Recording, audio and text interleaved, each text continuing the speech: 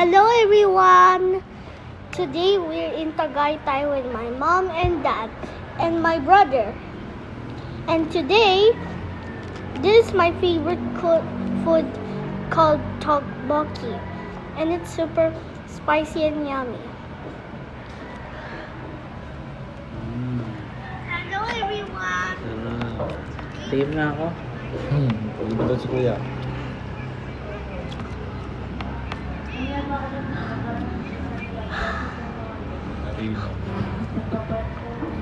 Papalitaw. Papalitaw pa ito. Oo, di ba? Hindi pa ako makain yan ngayon lang. Ano nga tawag dito? Dikit to sa ano. Yung ano, Dough. yung Dough. Pizza dough tayo. glutinous rice. Kaya nga basta nga parang palitaw. Pizza dough. Yung hilaw pa. Yung pizza dough. Yung hindi pa ino-oven. Alam mo malaki yung chicken ko. Bitin. Yun lang oh. 188. Peke nga yung ano ko. Ay, yung dalawa. Oo. Peke yung ano nga, yung 30% ko. May 30% ako dito. Parang ganun din. Hindi ka pala dyan, Jaylee, sa palitaw.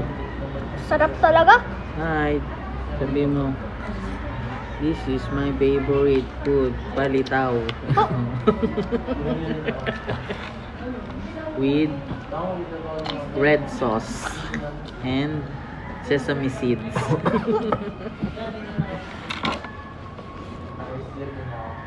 Sabi mo, palitaw is so delicious.